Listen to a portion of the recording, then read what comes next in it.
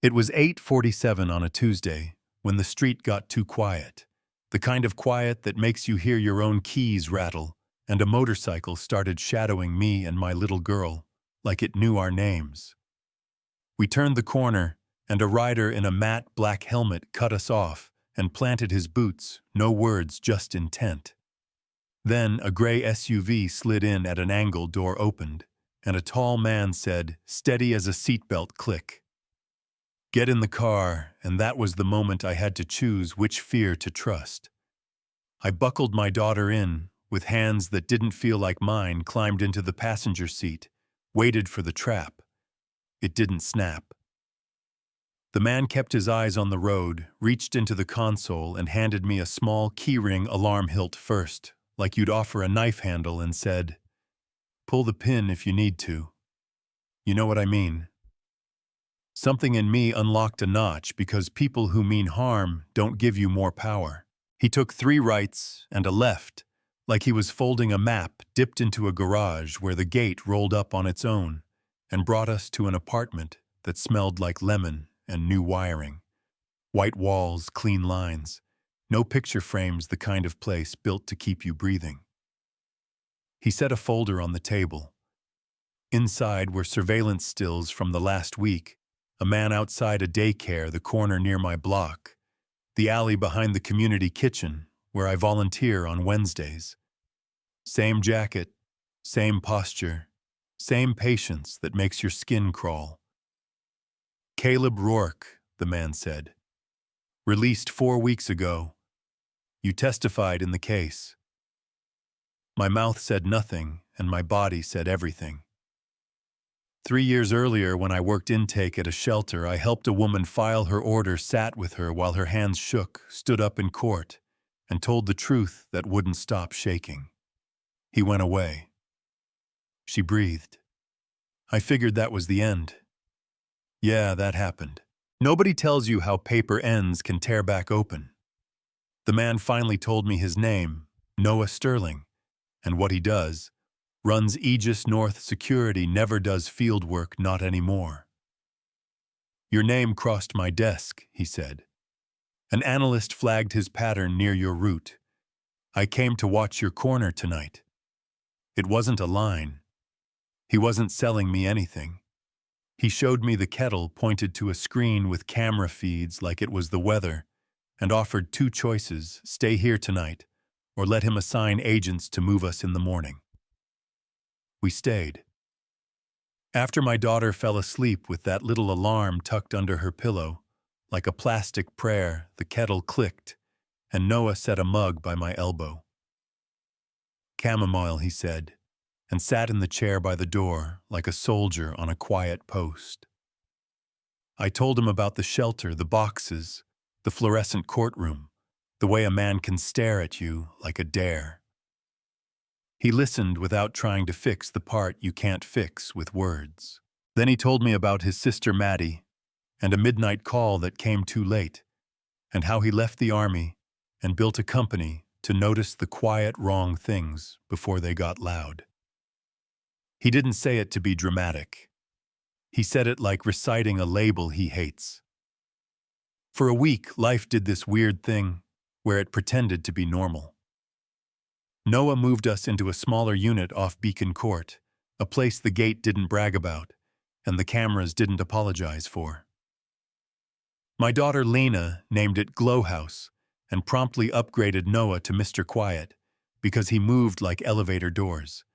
He showed up in efficient bursts, batteries for the sensor groceries down to the exact yogurt cups she'd actually eat, a pocket toolbox that seemed to produce a fix for any tiny problem. On a rainy Saturday, Lena asked for a magic button in case the bad guys come, and Noah came back with a plastic project box, an LED, a buzzer, a switch, and a coin cell, wired it on our living room rug, and when the red light blinked and the buzzer squealed, she laughed and said, "It's real magic," and he said, "Only the best for Glow House," and yeah, I felt the floor under us get sturdier.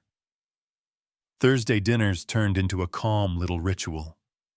Thai barbecue, a salad so green my kid mutinied, And every time a storm rattled the windows, Lena would smirk.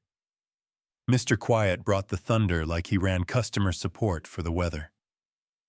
Safety started to feel like a habit, and that scared me for reasons I couldn't name. Guilt showed up like an old bill I forgot to pay. He was a CEO guarding a city while I boiled noodles in an apartment I didn't pay for. He never hinted I owed him anything, which somehow made the owing ache louder. So I did the thing that felt responsible and honestly broke me a little. I packed 2 small bags, left a note on the counter. "Thank you for safety. We can't live in someone else's life. I'll manage." And moved us to a budget motel under a flickering sign. I put a chair under the door each night, clutched the alarm like a superstition, enrolled Lena in an after-school program near work, told myself normal would save us. 2 weeks later, my daughter ran into the center office, breathless. "Mom, the man with the hat." And there he was across the street by the bus stop, pretending to study the route map. Predators plant their feet.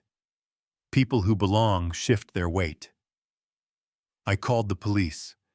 By the time the cruiser rolled around, he was gone. "We'll keep an eye out," the officer said. And if you've ever been told that when your lungs are already on fire, you know it lands like a shrug. 3 days later, I tried to be ordinary. Grabbed milk and bread at Rivera Mart at sunset. And that's where the story decided to snap back to life. Shoe scuff on pavement. I turned, he was there. Smile like a paper cut. "Long time, Jenna," he said like we'd shared a joke once. My mouth turned to sand. Lena glued herself to my hip. Then a voice behind him, level, almost bored. "Cut the air clean, Rourke, you are within 300 feet of a child you have no right to be near. There are 4 cameras on you right now. Keep moving, and this stays an incident. Take 1 step toward her, and it becomes a case." Noah. Phone in his hand, shoulders square, no grandstanding. Rourke flicked his eyes from me to Lena, to the lens he could feel more than see, and he ran. Noah didn't chase. He didn't need to. He had angles, timestamps, a plate shot from a pickup idling at the lot exit. A neat little packet took shape that a parole officer couldn't ignore. Back in the SUV, my breath came back like a broken elevator shuddering to the right floor. Lena sobbed into Noah's jacket, with her fist wrapped around that alarm like a pebble you rub in your pocket. He covered her head with his hand, looked at me and said, "You still matter," and I swear I felt my body hand a weight to the floor and say finally. 2 mornings later, the knock happened on someone else's door across town. Parole violation custody hearing scheduled. No sirens, just a neighbor's dog discovering a brand new song. Relief hit first, then anger at how big the relief was. You ever set down a backpack you forgot you were carrying and almost tipped forward? Yeah, that. That night, Noah brought pizza and paper plates and a tiny black box that had me laughing like, "Not a ring, please, my heart hasn't caught up." It wasn't a ring, a small silver pendant inside 2 words. You mattered. Sometimes that's the whole oxygen tank. The story didn't end there. It pivoted. 2 months later, behind a curtain in a hotel ballroom with a banner that said, "Safe Blocks Initiative," I listened while Noah told a room of donors about locks and cameras, the nouns people pay for, then about neighbors and witnesses and how a city decides who is protected and who gets asked for ID twice.